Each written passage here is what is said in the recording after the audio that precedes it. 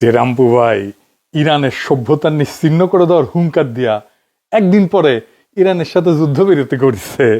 আরো মজার ব্যাপার হইতেছে, ফাইন্যান্সিয়াল টাইমস কইছে ট্রাম্প পাকিস্তানে হাতে পায়ে ধরছে এই মধ্যস্থতা করে দেওয়ার জন্য। হাতে পায়ে ধরছে কেন? কারণ ট্রাম্প বুঝে গেছে এই যুদ্ধে সে জিততে পারবে না। তা এই যুদ্ধবিরতি কি টিকবে? ইরান 10টা শর্ত দিছে, ট্রাম্প দিছে 15টা। ইরানের 10টা শর্তের একটাও ট্রাম্পের মানার কথা না। এইগুলা শর্ত আমি এর ভিতরে গেলাম না। তার উপরে লেবাননে আক্রমণ অব্যাহত রাখছে ইসরায়েল। ইসরায়েল তো ট্রাম্পের কথা শুনে না, ট্রাম্পরে ইসরায়েলের কথা শুনতে হয়। এখন প্রশ্ন হইতেছে, কেন ট্রাম্পকে ইসরায়েলের কথা শুনতে হয়? আমি কোনো ষড়যন্ত্র তত্ত্ব বলবো না, আমি আপনাদেরকে ইতিহাসের কিছু ঘটনা শোনাবো, দেখাবো, আর কিছু প্রশ্ন রাখবো। হয়তো একদিন সেই প্রশ্নের উত্তর পাওয়া যাবে। আপনারা দেখবেন যে চোখের সামনে জল জল করতে থাকা ইতিহাসের কিছু ঘটনা আমাদের মনে এতদিন কেন কোনো প্রশ্নের উদ্রেক করে নাই। কারণ আমরা কিছু জিনিস আগে দেখি নাই, যেটা আজকে আপনারা দেখবেন আমার এই ভিডিওতে। আমি কয়েকটা জিনিস জোড়া দিয়ে দেখাবো। একটা রহস্যময় গল্প বুঝবেন, যে গল্প আগে কখনোই শোনেন নাই। তাইলে বুঝবেন কেন আর কোথায় আমেরিকার প্রেসিডেন্টদের টিকি বান্দা থাকে, তার বাইরে সে যাইতে পারে না। আমাদের এই প্রশ্নের উত্তর খুঁজতে একটু পিছনে যাইতে হবে। 1963 সাল আমেরিকা একজন প্রেসিডেন্ট আছেন যিনি বিশ্বাস করেন হাতে পারমাণবিক অস্ত্র যত কম পৃথিবী তত নিরাপদ। তার নাম জন এফ কেনেডি। আর তার ছোট ভাই রবার্ট কেনেডি আমেরিকার অ্যাটর্নি জেনারেল, মানে দেশের সর্বোচ্চ আইন কর্মকর্তা। আমরা তো জানি রবার্ট কেনেডির আবার আর একটা কথা, তুমি যদি অন্য দেশের হইয়া আমেরিকায় লবিং করো তাহলে সেটা খোলাখুলি করো, নাম লেখাও, রেজিস্ট্রেশন করো, হিসাব দাও, লুকায় কাজ করার কোনো সুযোগ নেই। এই বিষয়টা আমরা একটু পরবর্তীতে বিস্তারিত বুঝে দেখব। এই দুই ভাইয়ের দুই যুদ্ধের গল্পই আজকের এপিসোড। কি ছিল সেটা? আসেন আল্লাহর নামে শুরু করি। প্রথমে আসেন বড় ভাইয়ের যুদ্ধে।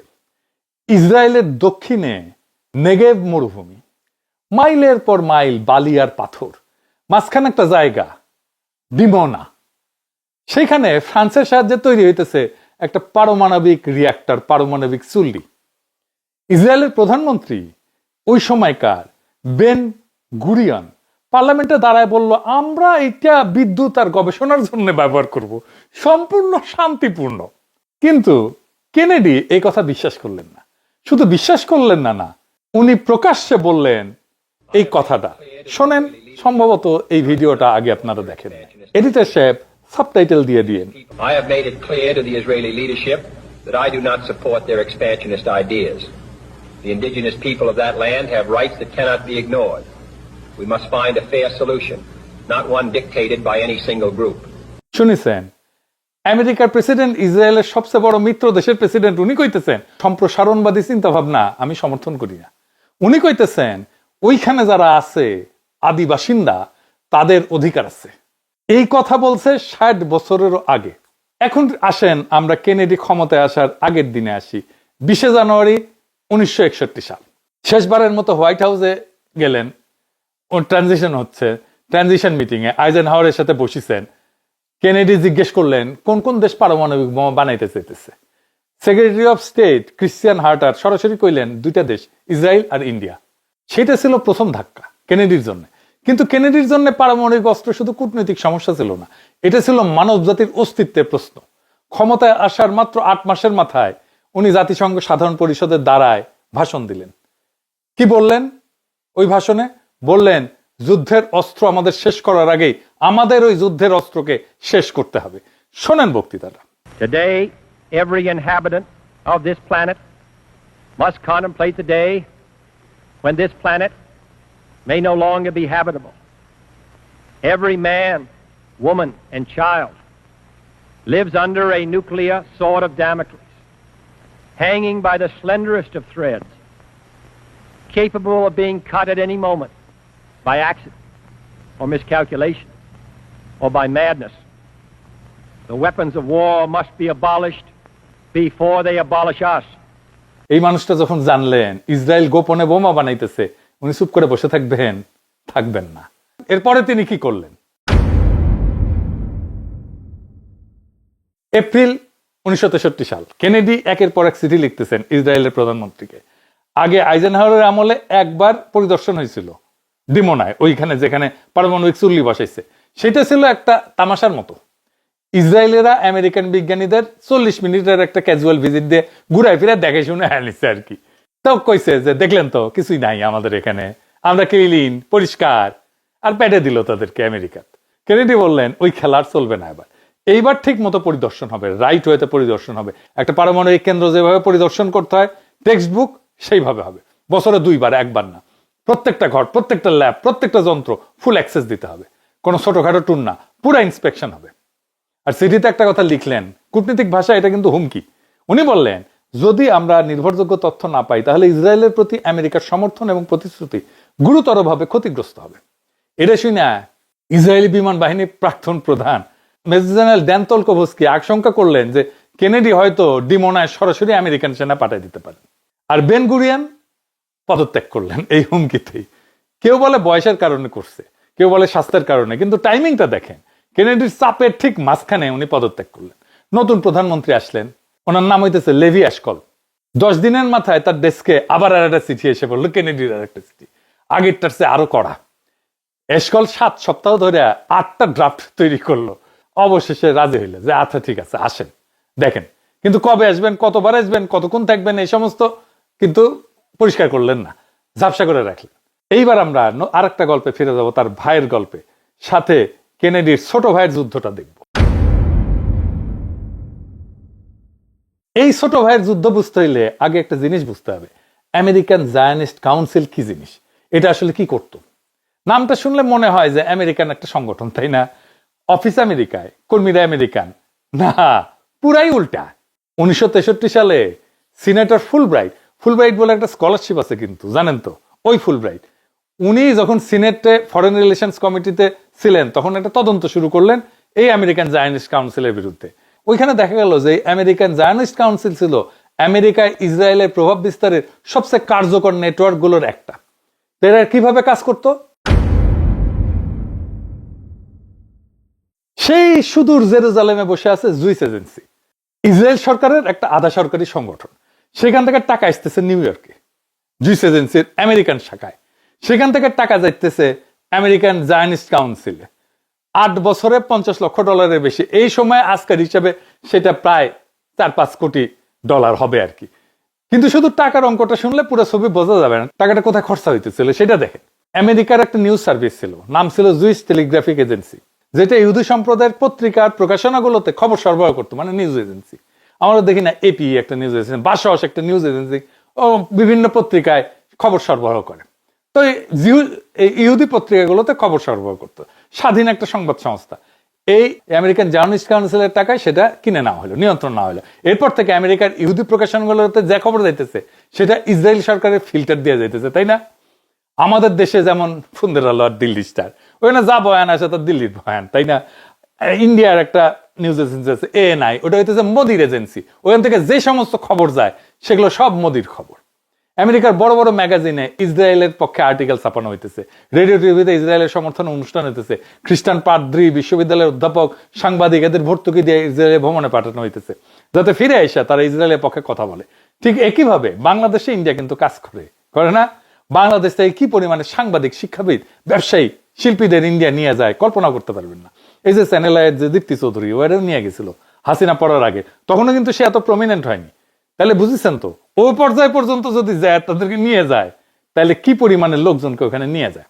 বিশ্ববিদ্যালয়গুলোতে, বিশেষ করে যেখানে মিডল ইস্ট স্টাডিজ প্রোগ্রাম আছে, সেখানে হিব্রু কালচার চেয়ার বসানো হইতেছে, মানে আরব ইসরায়েল সংঘাত যেখানে পড়ানো হবে সেখানে ইসরায়েলের দৃষ্টিভঙ্গি থেকে পড়ানোর ব্যবস্থা করা হইতেছে। বুঝেছাও?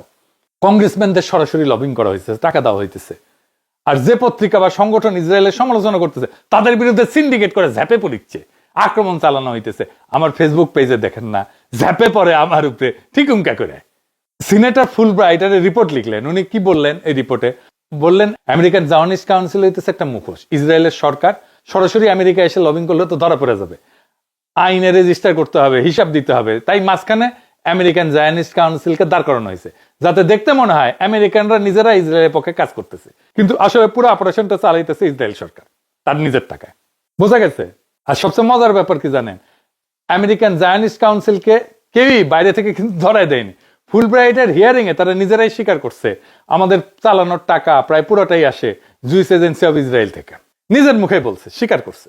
এখন একটু ভাবেন, একটা সংগঠন নামে আমেরিকান, অফিস আমেরিকায়, কর্মীরা আমেরিকান, কিন্তু যে টাকায় পুরো জিনিসটা চলতেছে সেটা আসতেছে ইসরায়েল সরকারের পকেট থেকে।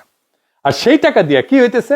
আমেরিকার কংগ্রেসম্যানদেরকে কেনা হইতেছে, তাদেরকে প্রভাবিত করা হইতেছে, মিডিয়া ইসরায়েলের পক্ষে আর্টিকেল ঢোকানো হইতেছে, ইসরায়েলের পক্ষে বুদ্ধিজীবী তৈরি করা হইতেছে, বিশ্ববিদ্যালয়ে ইসরায়েলের ভাষণ পড়ানো হইতেছে, গির্জায় পাদ্রীদেরকে ইসরায়েলে ঘুরে আনা হইতেছে, পুরো একটা দেশের চিন্তা ভাবনা ভেতর থেকে সাজায় দেওয়া হইতেছে।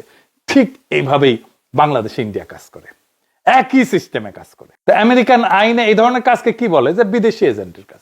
আর বিদেশি এজেন্ট হইলে কি করতে হয়? রেজিস্টার করতে হয়, হিসাব দিতে হয়, জনগণকে জানাইতে হয় যে আমরা অন্য দেশের হয়ে কাজ করতেছি। ঠিক এইখানেই রবার্ট কেনেডি আসলেন। আইসে কি করলেন? রবার্ট কেনেডি অ্যাটর্নি জেনারেল, মানে আমেরিকার আইন ব্যবস্থার সর্বোচ্চ কর্তা। উনি সোজা কথা বললেন, তুমি যদি অন্য দেশের হয়ে আমেরিকায় লবিং করো তাহলে নাম লেখাও, নিয়ম মেনে আসো, সিরাতুল মুস্তাকিম, হিসাব দাও, লুকায় কাজ করার কোনো সুযোগ নাই। ইংল্যান্ড রেজিস্টার করে কাজ করে, কানাডা করে, ঘানা করে, তোমরাও করবা। তারপরে রবার্ট কেনেডি অ্যাকশনে গেলেন। 62 সালের 21শে নভেম্বর তার ডিপার্টমেন্ট অফ জাস্টিস থেকে আমেরিকান জায়নিস্ট কাউন্সিলকে সরাসরি চিঠি দিলেন।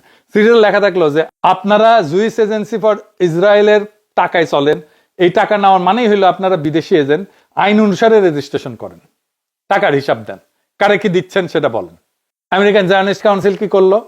যেটা তো সবচেয়ে ভালো পারে, সময় নষ্ট করা।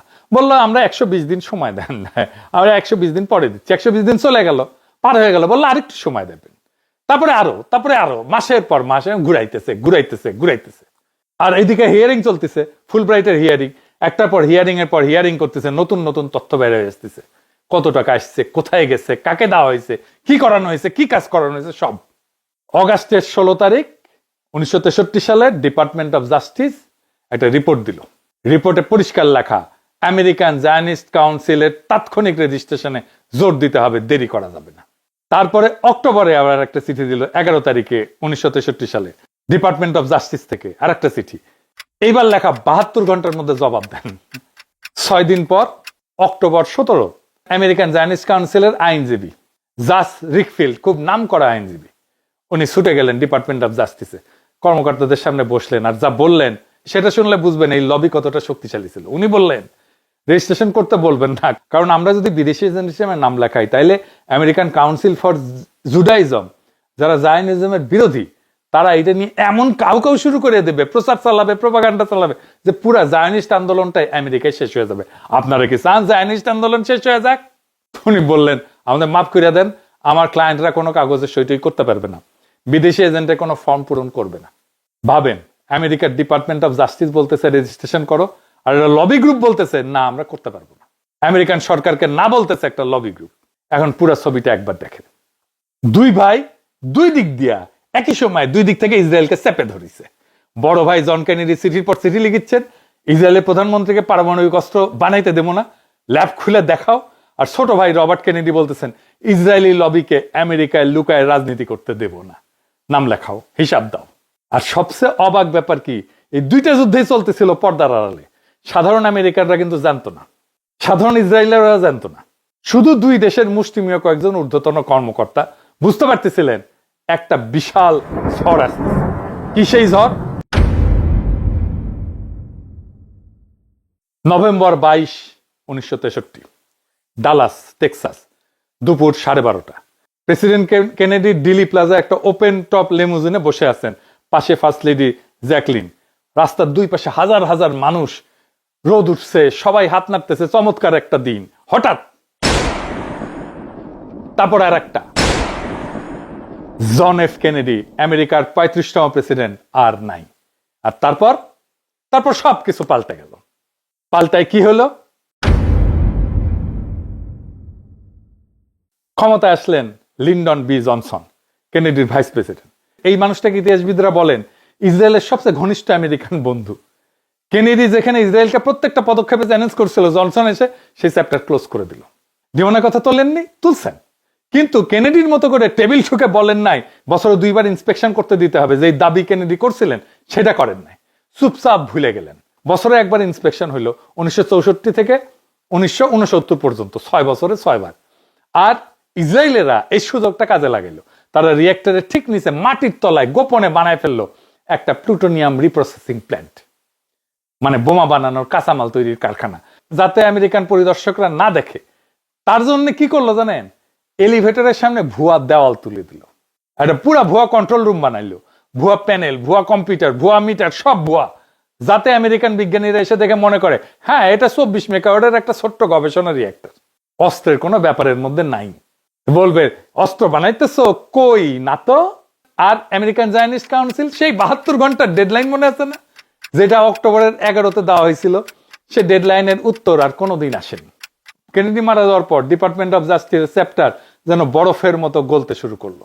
জনসনের নতুন অ্যাটর্নি জেনারেল আসলো, নিকোলাস ক্যাটজেনবার্গ, পুরা দাবিটা চুপচাপ তুলে নিলেন। কোনো ঘোষণা নাই, কোনো ব্যাখ্যা নাই, শুধু শেষ। আমেরিকান জায়নিস্ট কাউন্সিল কি বন্ধ হয়ে গেল?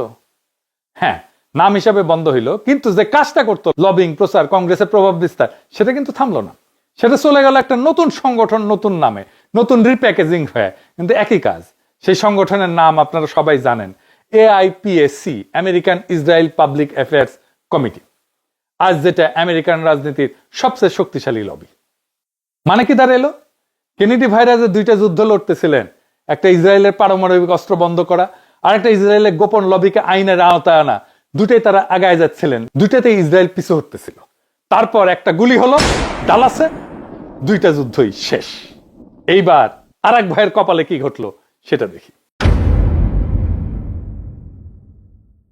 5ই জুন 1968, জন এফ কেনেডি মারা যাওয়ার 5 বছর পর। রবার্ট কেনেডি এখন আর অ্যাটর্নি জেনারেল না, সেই পদ ছাড়ছেন। এখন তিনি নিউ ইয়র্কের সিনেটর। আর 68 সালে তিনি একটা সিদ্ধান্ত নিলেন, আমি নিজেই প্রেসিডেন্ট হব। ডেমোক্রেটিক পার্টি থেকে প্রাইমারিতে নামলেন। সারা দেশ জুড়ে একটা ঢেউ উঠলো, প্রচুর জনসমর্থন। মানুষ বলতে লাগলো এই মানুষটাই পারবে, ভাইয়ের যে কাজ অসমাপ্ত থেকে গেছে এই মানুষটা সেটা শেষ করবে। জুন 4, 1968, ক্যালিফোর্নিয়ার প্রাইমারি, রবার্ট কেনেডি জিতলেন। ক্যালিফোর্নিয়ার বিজয় এটা বিশাল। ক্যালিফোর্নিয়া জিতলে মনোনয়নের পথ অনেকটাই পরিষ্কার হয়ে যায়। লস অ্যাঞ্জেলস অ্যাম্বাসাডার হোটেলে উনি উঠছেন রাত 12:30। বলরুমে নিজের বিজয় ভাষণ দিলেন। সমর্থকরা উল্লাসে ফেটে পড়ছে। ভাষণ শেষে মঞ্চ থেকে নামলেন পরবর্তী গন্তব্যে যাওয়ার জন্য। রান্নাঘরের করিডোর দিয়ে শর্টকাট নিলেন। চারপাশে মানুষ হাত মেলাচ্ছেন, হাসতেছেন। হঠাৎ আবার আর 3টা গুলি লাগলো রবার্ট কেনেডির শরীরে, একটা মাথায়, 2টা পিঠে, আর চতুর্থ বুলেট জ্যাকেটের ভেতর দিয়ে বেড়ায় গেল। আরো 5 জন আহত হইল। চারিদিকে চিৎকার, ছোটাছুটি, বিশৃঙ্খলা। ওনার সাথে ছিলেন একজন লেখক জর্জ প্লিন্টন, ফুটবলার ছিলেন একজন রসি গ্রিয়ার, মানে ক্যাম্পেনে অনেক বড় বড় সেলিব্রিটি আছে। অলিম্পিক স্বর্ণপদক বিজয়ী রেফার জনসন ছিল। সবাই ওই বন্দুকধারীকে মাটিতে পেরে ফেললো, বন্দুক কেড়ে নিল। রবার্ট কেনেডি মেঝেতে পড়ে আছেন। ক্যাম্পেনের একজন তরুণ কর্মী, ওর নাম হয়েছে হুয়ান রোমেরো, ছুটে এসে কেনেডির মাথাটা ধরলেন, নিজের জ্যাকেট মাথার নিচে দিলেন, হাতে একটা রোজারি রেখে দিলেন। রোজারি মানে হয়েছে ক্যাথলিক প্রার্থনার একটা মালা, মানে যেটা তসবির মতো আর কি, আমাদের তসবির মতো। তো কেনেডি রোমারোর দিকে তাকায় জিজ্ঞেস করলেন, সব ঠিক আছে? রোমারো বললেন, হ্যাঁ সবই ঠিক আছে। কিন্তু সব ঠিক ছিল না। কেনেডি যদিও মুখ ঘুরায় বললেন, হ্যাঁ সব ঠিক হয়ে যাবে। এটাই ছিল তার শেষ কথার একটা। প্রায় 25 ঘন্টা পরে হাসপাতালে কেনেডি মারা গেলেন। বয়স ছিল মাত্র 42 বছর। তার ভাই কেনেডি যখন মারা গেছিল, কেনেডির বয়স ছিল 46 বছর। ওনার লাশ যখন নিউ ইয়র্কে আনা হইল ট্রেনে করে, সেই রাস্তায় 2 পাশে হাজার হাজার মানুষ দাঁড়াইছিল, এতই জনপ্রিয় ছিল। আর্লিংটন ন্যাশনাল সেমেটারিতে ভাইয়ের কবরের পাশে তাকে দাফন করা হলো রাতের বেলা। আর্লিংটনের ইতিহাসে প্রথম এটা রাতের দাফন, কারণ দিনে নিয়ে যাওয়া যাচ্ছিল না লাশ। 2 ভাই পাশাপাশি শুয়ে আছে একই মাটিতে। হত্যাকারী কে ছিল? সিরহান, বিসারা সিরহান।